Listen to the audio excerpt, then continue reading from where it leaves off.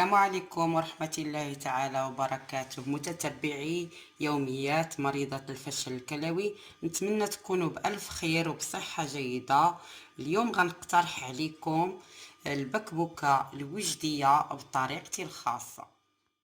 مع احتراماتي للناس سكان المنطقة الشرقية اللي ضروري يحضروها نهار العيد، هما عندهم عادة كيديروها نهار العيد، وهي كتجي بنينه بزاف وهائله. صدقوني حاولوا تجربوها، واليوم كان غادي نديرها لوليداتي ونشاركها معكم ان شاء الله، وغادي نفوتوا المقادير ديالها. من بعد ما نظفت الدواره ديالي كناخذ داك الريه واللي معاها انت المصارن كنديرهم يغليو شويه الماء. البكبوكه غادي نحتاج فيها هاد القطع، قطعتها طريفات صغار نتاع الريه ونتاع المصارن والحرشه كنخليها نخيطها. كنحتاج فيها بصله كبيره باش غادي ندير المرقه، شويه د الحمص والعطريه وشويه د الروز، شويه د الهريسه، شويه ديال الثومه، شويه ديال الزيتون والزيت ديال الزيتون نص كاس. وغادي نفوت للطريقه ان شاء الله. غادي نضيفوا لهاد الريه اللي مقطعه، نحيدوا هاد الدواره اللي مخيطه، نضيفوا لها الربيع، كزبر ومعدنوس بزياده، نزيدوا هاد الهريسه اللي بالحامض، نزيدوا الزيتون، واحد شويه الزيتون مقطع،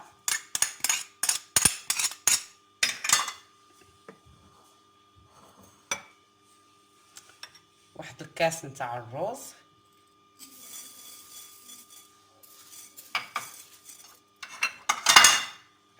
والقليل من الحمص. غنخلي الحمص شويه باش نديرو في الطنجره مع البصل،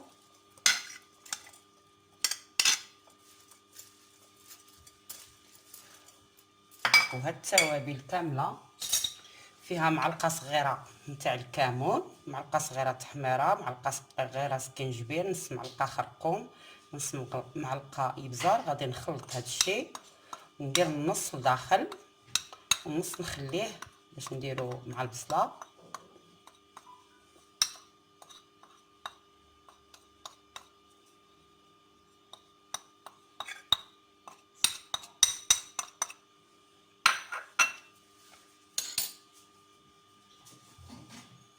ندير الثوم،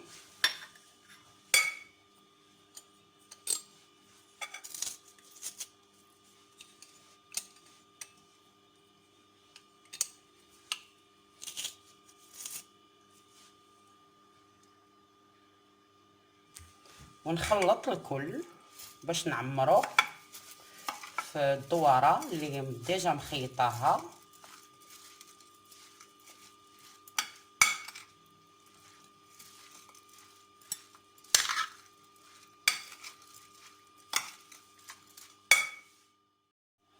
وغنضيف كذلك القليل من الملح،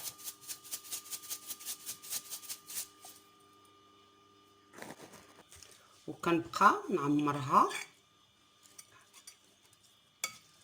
بهذا الخليط هذا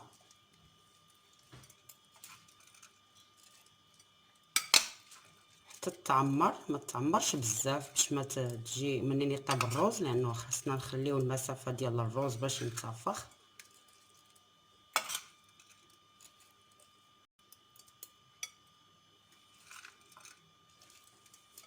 خليها هكا بهذه الطريقه خاويه، وغادي نكمل الخياطه.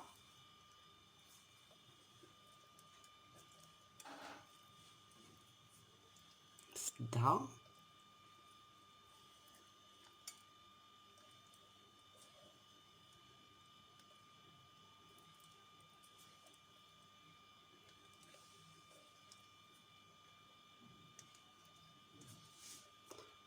ونديرها في الطنجره. كذلك الحبات الثانيه حتى هي غادي ندير لها هكا نفس الطريقه. غادي نعمر، نخليها شويه خاويه، نديرها في الطنجره باش طيب.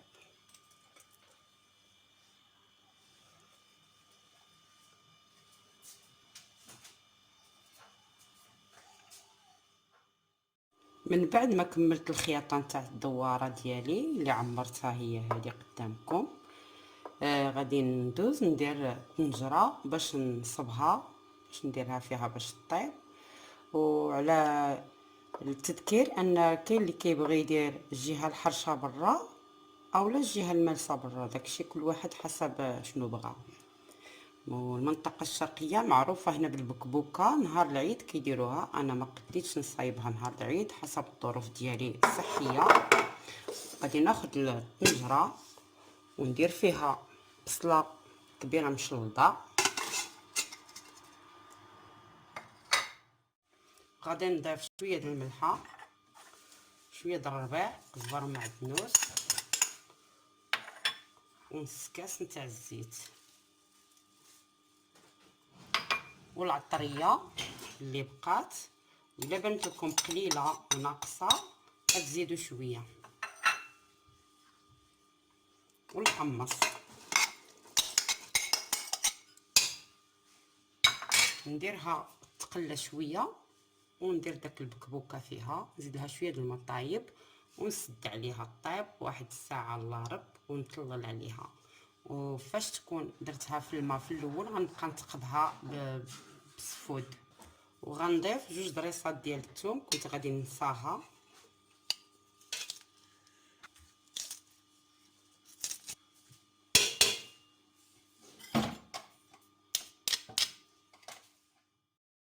من بعد ما فات ساعه الا ربع هانتوما كما كتشوفوا هي طابت. هاد الطنجره هادي كطيب دغيا مزيانه ومازال ما تجمرات، خصني نردها عاد تبدا شي شويه، عاد مازال جاريه المرقه. غادي نخليها تزيد واحد شويه، واحد الربع ساعه على ما تقلى تجمر شويه وتجي خاتره وتلبى. وغادي تشوفوها معايا في طبق التقديم ان شاء الله. وهذا هو الشكل النهائي ديال هاد البكبوكه ديالنا، هانتوما كي كتشوفوا كتجي ملبيه وخاتره وزوينه. غادي نقطعها معكم دابا تشوفوها كي جايه من الداخل.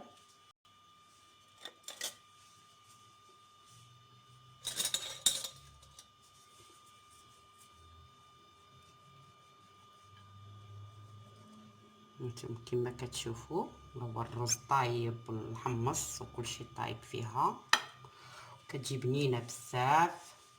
واللي مازال ما تشاركش معايا في القناه يشترك وبارطاجيو والبصمه ان شاء الله.